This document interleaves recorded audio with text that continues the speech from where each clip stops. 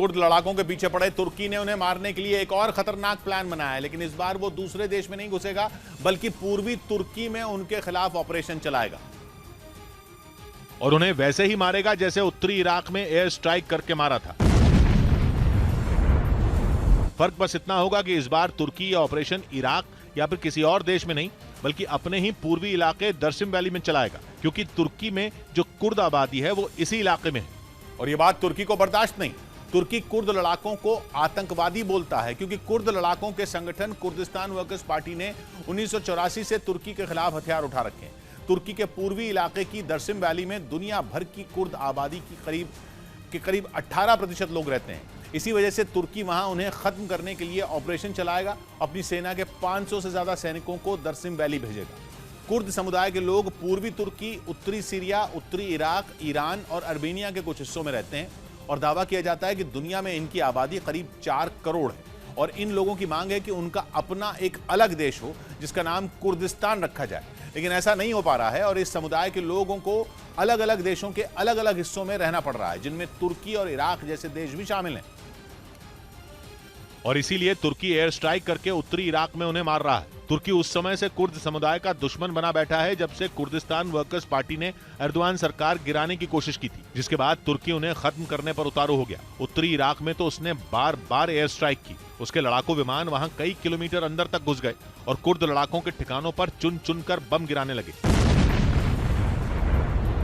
जिसके बाद तुर्की और इराक में ठन भी गई, क्योंकि इराक ने कहा कि तुर्की ने वहां केमिकल बम गिराया है, यानी ऐसा बम जो हवा में जहर घोल देता है, जिसके बाद तुर्की ने इन आरोपों से इनकार किया, लेकिन इससे दोनों देशों के रिश्ते तो बिगड़ गए।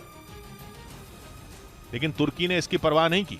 उसने कुर्द लड़ाकों को चुन चुन कर मारना जारी रखा और अब तुर्की अपने ही देश में ऐसा ऑपरेशन करने जा रहा है, क्योंकि वहां की दर्सिम वैली में रह रहे कुर्द लड़ाकों को वो जिंदा नहीं रहने देना चाहता। वैसे इस इलाके में इराक जैसी एयर स्ट्राइक करना आसान नहीं होगा, इसलिए तुर्की वहां अपने सैनिक भी भेज रहा है जो कुर्द लड़ाकों को ढूंढ ढूंढ कर मारेंगे। यूक्रेन के राष्ट्रपति ज़ेलेंस्की ने इटली से खतरनाक एयर डिफेंस सिस्टम देने की गुहार लगाई ताकि उनकी सेना रूस की तरफ से होने वाले मिसाइल और ड्रोन के हमलों को नाकाम कर सके,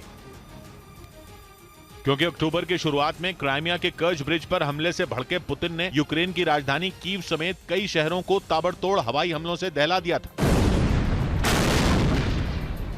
पश्चिमी मीडिया ने दावा किया था कि रूस ने इन हमलों में अपनी घातक मिसाइलों के साथ ही ईरान से मिले शाहिद 136 आत्मघाती ड्रोन का इस्तेमाल किया था, जिनसे हुए धमाकों ने ऐसी तबाही मचाई कि पूरा यूक्रेन करा उठा था। यूक्रेन का आरोप है कि इन हमलों में रूसी सेना ने रिहायशी इलाकों को भी निशाना बनाया था, जिसमें कई लोगों को जान गंवानी पड़ी। इसीलिए ज़ेलेंस्की ने रूसी मिसाइलों और ड्रोन के हमलों से बचने के लिए इटली से घातक एयर डिफेंस सिस्टम सैम्प-टी देने की मांग कर दी।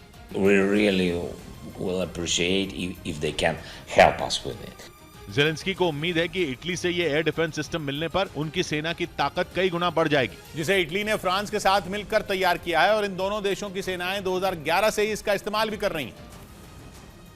क्योंकि इस ताकतवर सिस्टम को किसी भी शहर या बड़े इलाके को दुश्मन के हवाई हमलों से महफूज रखने के लिए ही तैयार किया गया है। इसकी इंटरसेप्टर मिसाइल अपने टारगेट को बड़ी आसानी से हवा में ही तबाह कर देती है। ये नीचे उड़ान भरने वाली क्रूज मिसाइल और ड्रोन के साथ ही ऊंचाई पर उड़ान भरने वाली बैलिस्टिक मिसाइल को भी बेदम करने की ताकत रखता है और इसका रडार दुश्मन पर 360 डिग्री मतलब चारों दिशाओं से नजर रख सकता है। इस एयर डिफेंस सिस्टम से दागी गई इंटरसेप्टर मिसाइल करीब 5000 किलोमीटर प्रति घंटा की रफ्तार से टारगेट की ओर बढ़ती है। हालांकि इससे पहले भी अमेरिका ने यूक्रेन को नसाम्स एयर डिफेंस सिस्टम दिए थे, जिसे ज़ेलेंस्की ने कीव की सुरक्षा में तैनात किया था।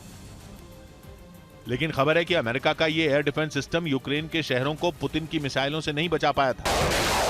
रूस की घातक मिसाइलों के आगे अमेरिका का नसैम्स यानी Norwegian advanced surface to air missile system पूरी तरह बेबस नजर आया था। अमेरिका का रक्षक कहे जाने वाले इस डिफेंस सिस्टम को हवा में ही मिसाइलों को मार गिराने के लिए तैनात किया गया था। लेकिन एक के बाद एक यूक्रेन के शहर रूसी मिसाइलों का निशाना बनते रहे और अमेरिकी रक्षक देखता रह गया। मतलब ये कि रूस के इन हमलों ने अमेरिका के आधुनिक एयर डिफेंस सिस्टम नसैम्स की हवा निकाल दी थी। कहा जा रहा है कि इसी वजह से ज़ेलेंस्की ने रूस के हवाई हमलों से बचने के लिए इटली से एयर डिफेंस सिस्टम देने की मांग की। दिल्ली के अलीपुर से रोंगटे खड़े कर देने वाला एक वीडियो सामने आया। वहां मामूली विवाद पर एक कार सवार ने कई लोगों को कुचल दिया। घटना 26 अक्टूबर की बताई गई, जिसका वीडियो अब सामने आया, जिसमें कार सवार अपनी गाड़ी से कई लोगों को रौंदते हुए दिखाई दिया। इसके बाद तो अफरा तफरी मच गई। लोग घायलों की मदद के लिए फौरन पहुंच गए। इस दौरान गाड़ी वाले को पकड़ने की भी कोशिश की गई, लेकिन वो फरार हो गया। बताया गया कि मोटरसाइकिल सवार और कार सवार के बीच कहासुनी हुई, जिससे भड़के हुए गाड़ी सवार ने उसे टक्कर मार दी। इसके बाद मोटरसाइकिल पर बैठा आदमी भी आग बबूला हो गया और दोनों आपस में उलझ गए। वहां खड़े लोगों ने उन्हें रोकने की कोशिश की, मगर मोटरसाइकिल वाला उन पर ही भड़क गया। इस दौरान कार सवार अपनी गाड़ी निकालने लगा, मगर जैसे ही उसने उस आदमी को अपनी तरफ आते हुए देखा, उस पर गाड़ी चढ़ा दी, जिसकी चपेट में कई दूसरे लोग भी आ गए। बाद में आरोपी को पुलिस ने गिरफ्तार कर लिया।